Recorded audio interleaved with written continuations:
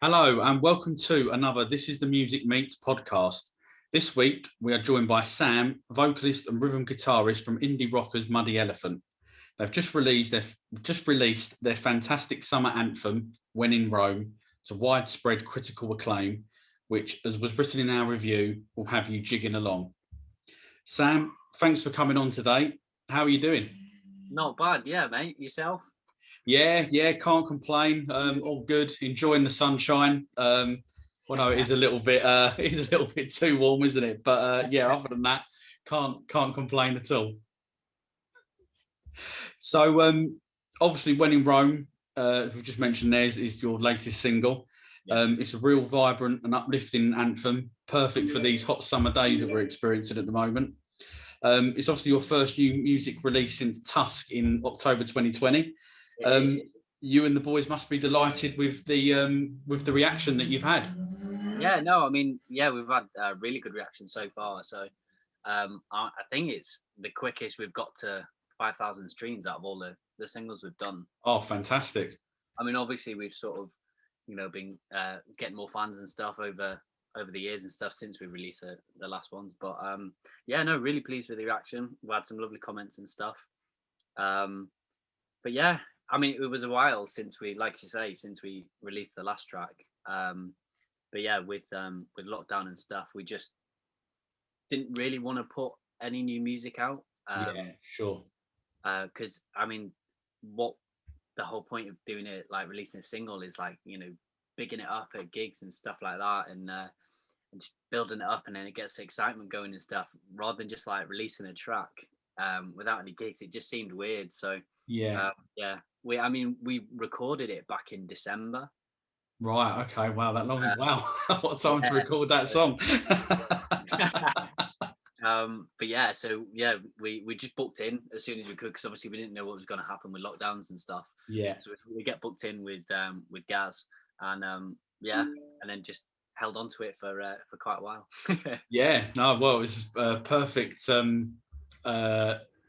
What's the word I'm trying to think of? Like timing. That's the word. Like to release it now, especially what we just mentioned there, of how people are thinking about their holidays and stuff like that. So perfect timing. So can you tell us a little bit more about the song?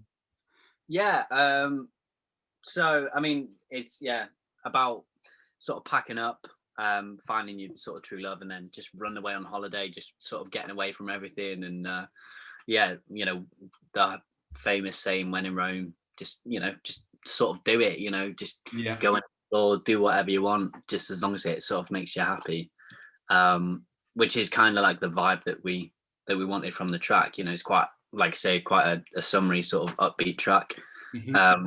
Especially compared with like some of the other stuff that we've done, a bit more sort of rockier and darker. So we just wanted that sort of more indie poppy kind of vibe, just to fit into the set, and just lighten things up a little bit.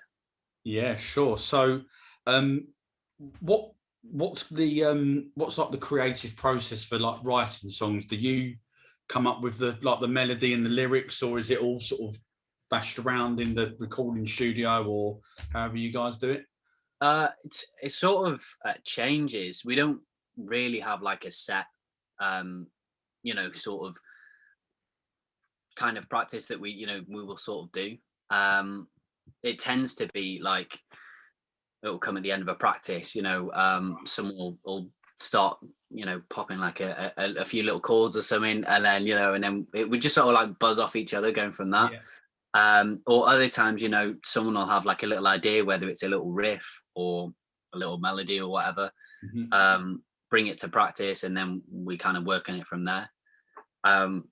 But yeah, I feel like when we try and do writing sessions, sometimes because it's almost forced, like you don't tend to like produce the best stuff, and then you kind of like draw a blank, and it's weird. You just like, because you kind of know that you've got this pressure of needing to write a track.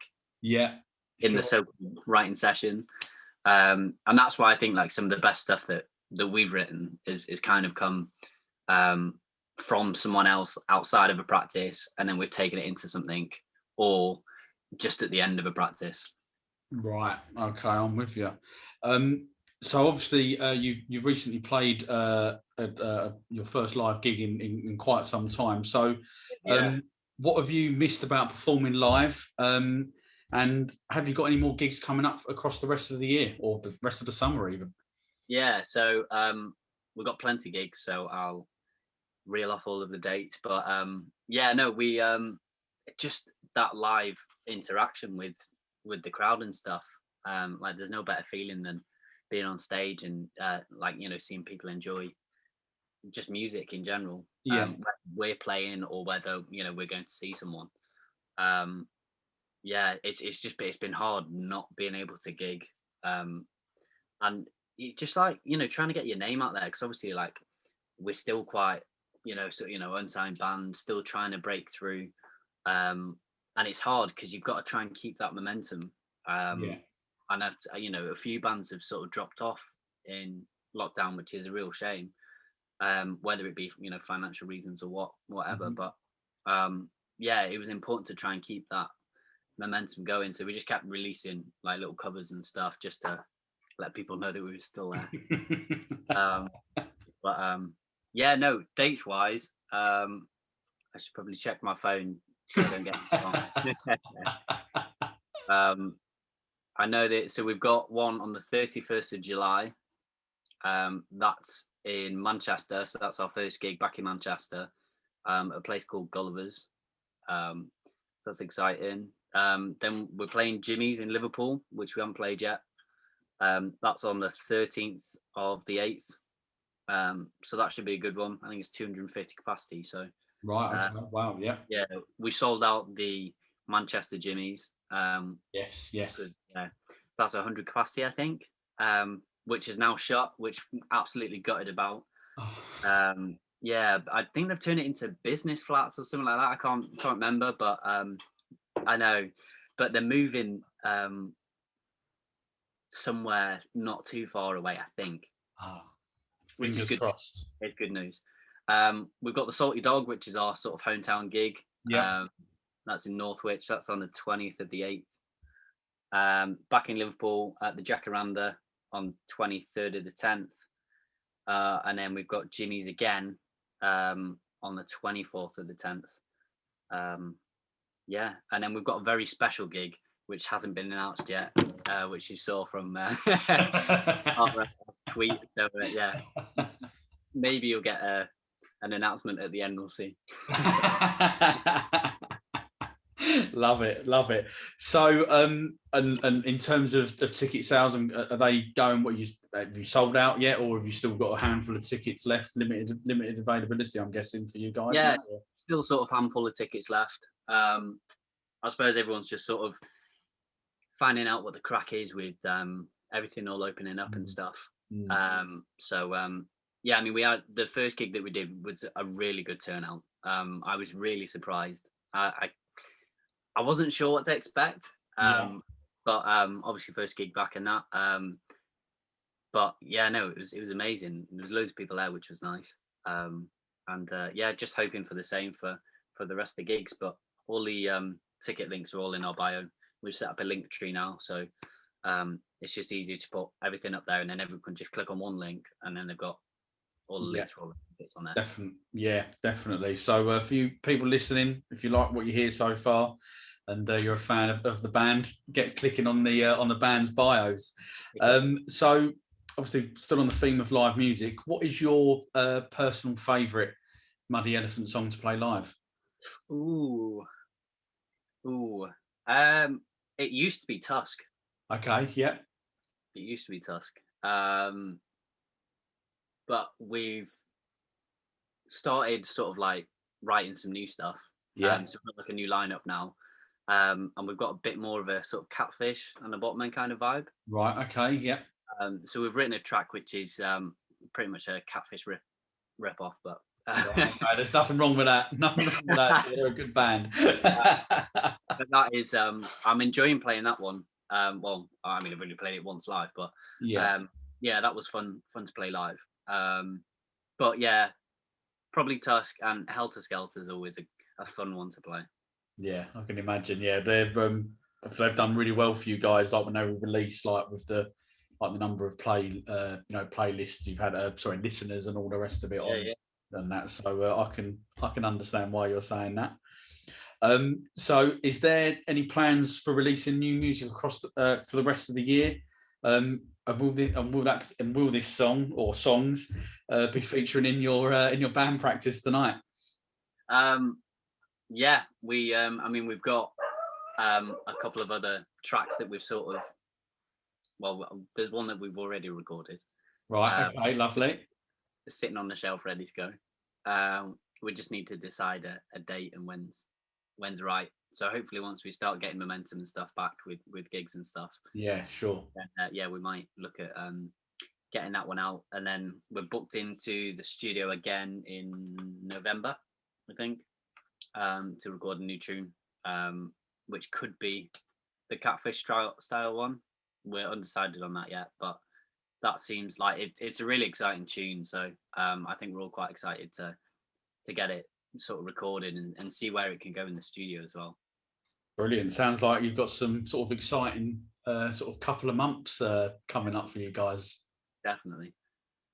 So what would you say makes you stand out as a band, and why should people listen to your music? Oh, that's a hard question, that. Looking at every other indie rock band.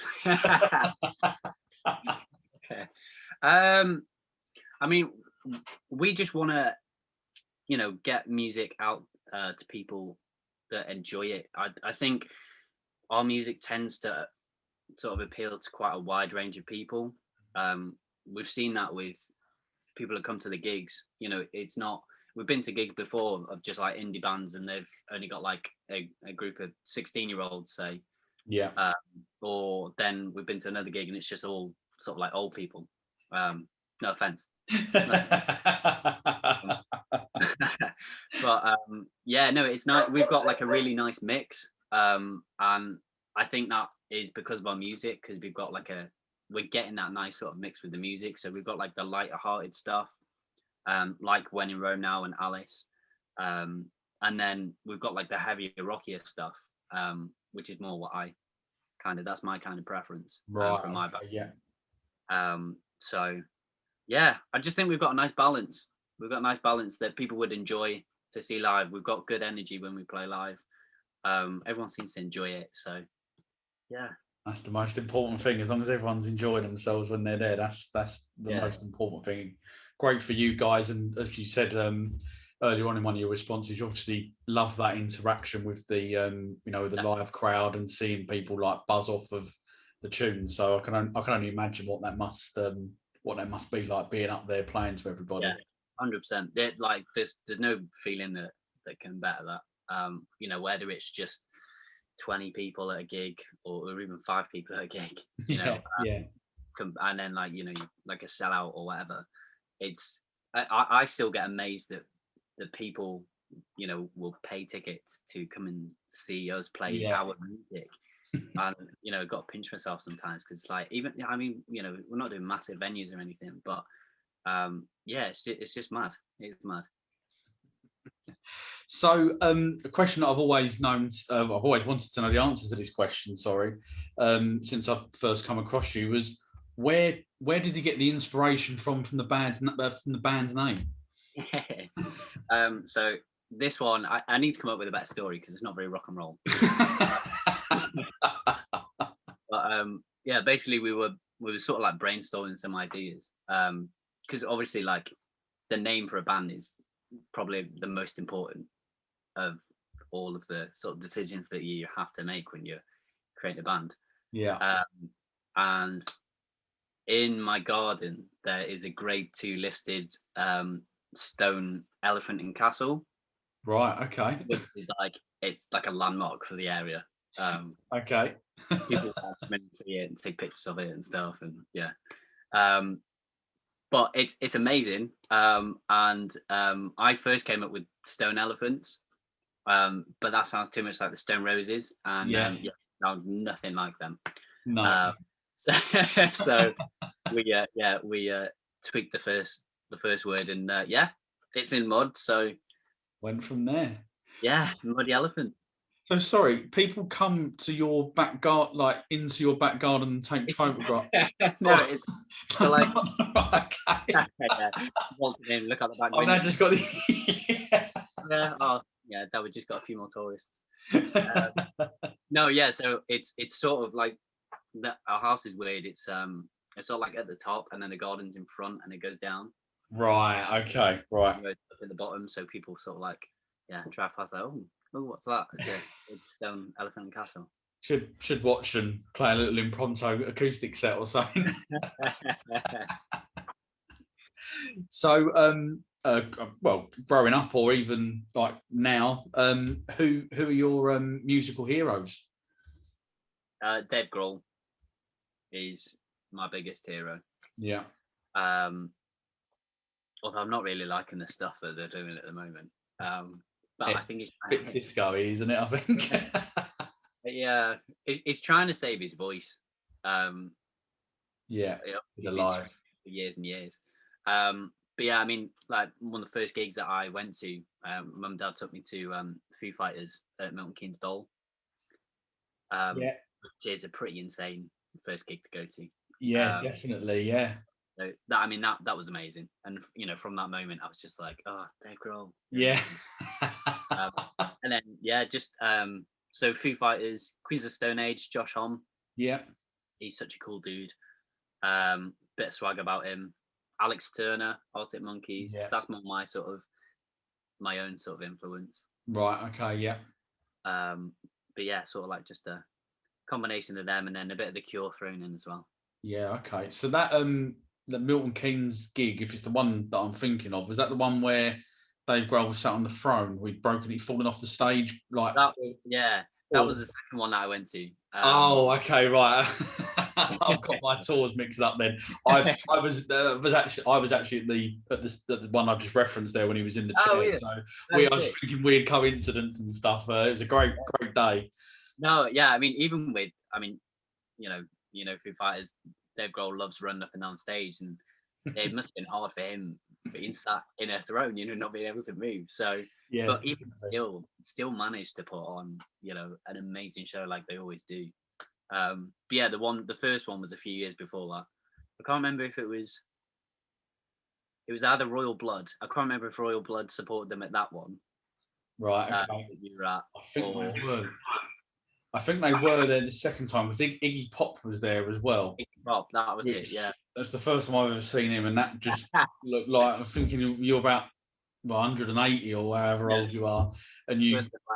Yeah, exactly. Yeah. I was thinking, well, I wish I looked like that now, let alone when I got to his age. But, no. Oh wow, that's a small world, as they say. So, okay, so you've mentioned there your first gig that you ever went to, so which sounds like a great starting point for you, and obviously influenced your musical landscape and stuff. So if there was any gig that has been like in the past that you could have gone to, what would you have chosen? Ooh. See, that's tough because, like, do you go back to a Queen gig? Mm-hmm. Proper going back, like the Band-Aid gig. I mean, that was just amazing. I watched it footage like over and over again. Amazing gig. But I mean, Foo Fighters at Wembley. Yeah. I mean, that I had it on a few days ago. I watch that all the time. It's just you just watch all the clips and stuff, and yeah, that would have been an insane gig to go to. Yeah, they're we've just discussed live. It's obviously the songs and the music, which is mainly what you're going for, is obviously brilliant, but you also get that added I don't know, like drama, I don't know, like little extras that are thrown in there. Obviously, you mentioned before about him running down the stage and all that, which I guess adds to the about live music and going to gigs and stuff and seeing how bands do like extended versions of the tracks and stuff. Like they'll go off on one and do like a massive middle eight or whatever, whack solos in or whatever. but I love watching like alternate versions of songs and stuff. It gets me like so excited. Like Arctic Monkeys when they came on and did I can't remember if it wasn't Tea in the Park. No, it's Glasto. I think it was 2013. It might have been. And Alex Turner just has his acoustic guitar, and they did Mardy Bum with an orchestra at Glastonbury. Yeah. Takes a lot of guts as well to do that, I'd imagine. Like, you think like what that song means to people, and then just to come out and just go, nah, we're going to rip it up and we're going to do it like this instead. Sorry, I've lost my point. So, if you could, like with Muddy Elephant, if you could headline any venue in the world, which venue would you choose and why? Ooh. I've always said the Albert Hall would be an amazing one to do. Yeah. I mean, I've seen so many clips and stuff of bands and stuff that I love. But to do it like with a full orchestra. Yeah. That's literally my dream to do one of our songs with a full orchestra. Like, I just think it takes songs to like a whole nother level. Yeah. And I love those kinds of songs. It's like Nothing But Thieves have done one. Bring Me the Horizon did it like Royal Albert Hall. And they did the whole concert like that, and it was just insane. So is that, sorry, excuse me, is that the Albert Hall there's one in Manchester, isn't there? Or do you mean the one there is one in Manchester, but I mean the London one. Yeah. I don't blame you. It's there's, I don't know what it is, there's something about going there. Yeah. To see a gig, which is, you can't really describe it. There's just something about it. Yeah. And obviously then the sound as well that's in there is on another level altogether.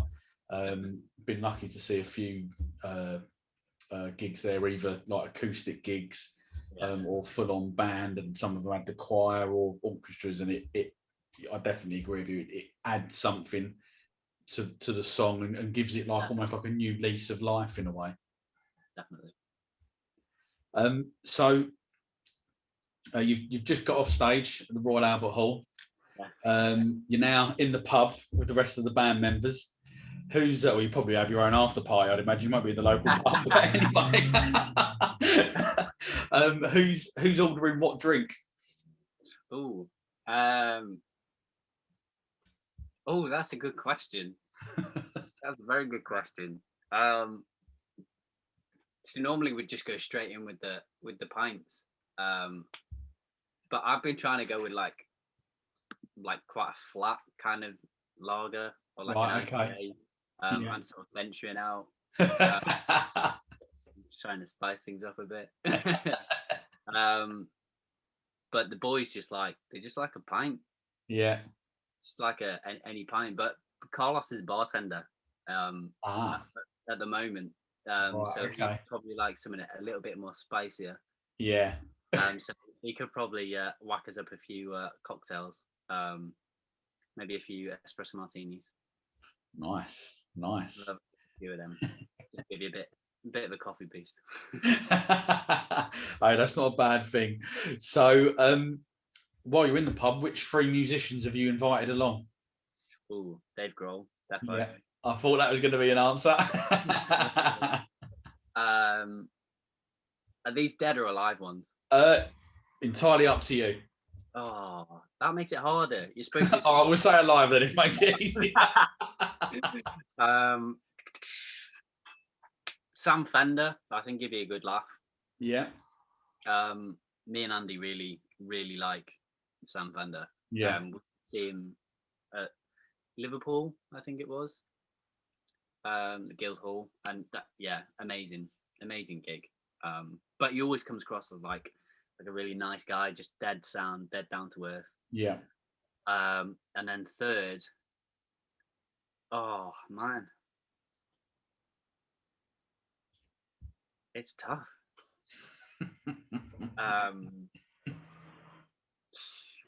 I've got to say Josh Homme. yeah, Josh on, because I think the banter that him and Dave would have, yeah, it'd just be fun to watch.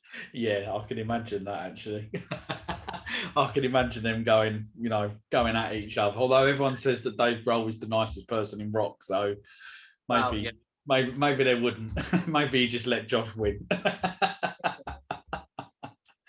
So at this point, you're well into the night now. The beers are flowing, and someone's decided to bring a karaoke machine for some unknown reason.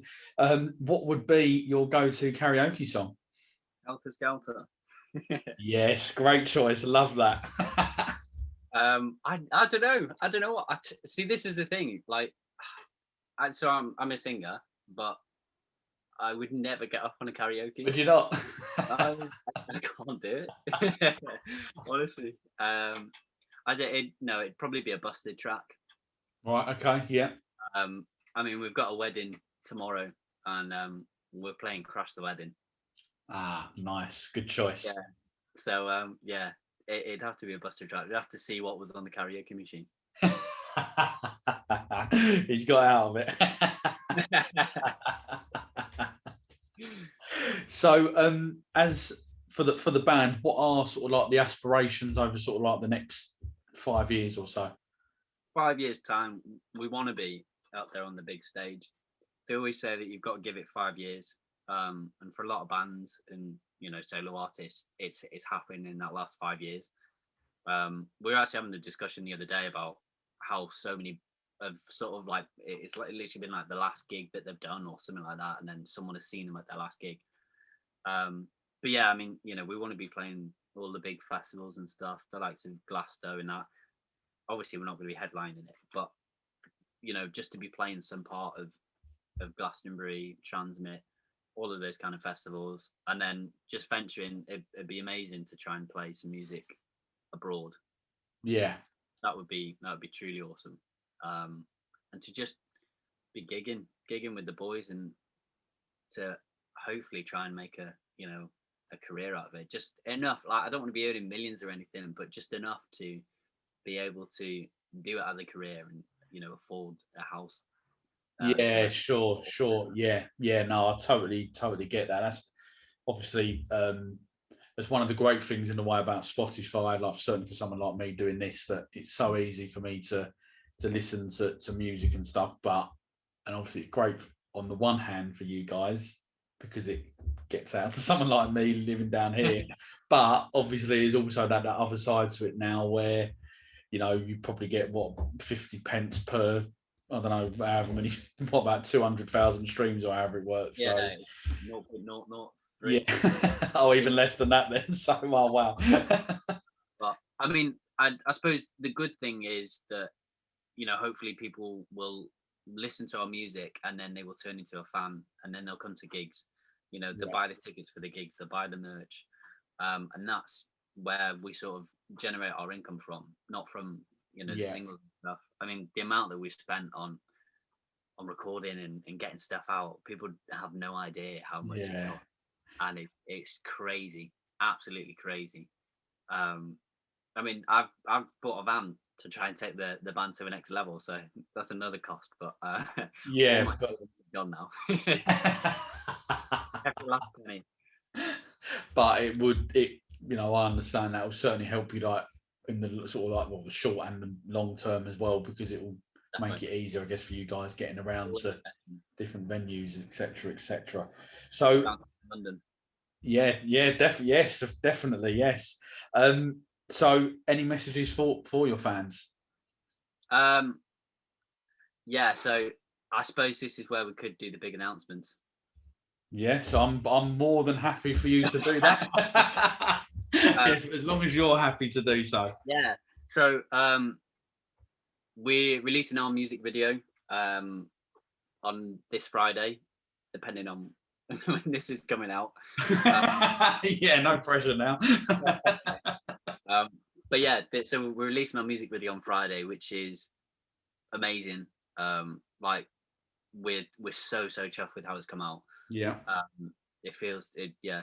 I mean, we got a really good video for Helter Skelter, and then this one again is just It's just amazing. The guy's done a really top job on it. So that's one announcement.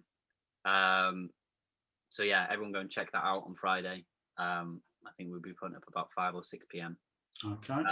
And then the other big announcement is, which we haven't announced anywhere yet, maybe just told a few friends, but we are going to be playing Manchester Academy 3. Wow. Which is our biggest gig to date. So we're supporting a band called Frida. Yeah. And I think Sifter supporting as well. So yeah, we're main support on that one. And that's a 450 capacity venue, which is mad. So yeah, we're like, yeah, absolutely buzzing for that. So that's on September the 11th. So we've got a bit of time to go to that one. We're sort of a bit unsure with obviously COVID and stuff and which way things are going to go. But yeah, September the 11th, Manchester Academy 3. It's going to be mental. Get your tickets, and I guess as with the previous gigs that we mentioned earlier on, the link will all be in your link tree. Yeah. So when we do the official announcement, we're going to post the ticket link through our link tree, and then everyone can get tickets through there. Brilliant, fantastic. Sam, unfortunately, that is the end of the podcast. Thanks for coming on and chatting. I've really enjoyed it. I had a great laugh. And great to finally meet you rather than just chatting over private messaging and stuff. And appreciate you giving up your time, especially as you're off to have some practice with the rest of the boys. When in Rome is out now on all good streaming download platforms, and as Sam's just mentioned, the video is being released on Friday, this coming Friday. You can follow Muddy Elephant across their social media platforms, including Instagram, Twitter, TikTok, and Facebook. Thanks to everybody for tuning in. It would be great if you could comment, like, retweet, and subscribe to our channel, social media pages, and website. But more importantly, give Muddy Elephant's music a listen. You won't be disappointed. See you all somewhere down the road. Thanks for having me on, mate. All the best. Thank you.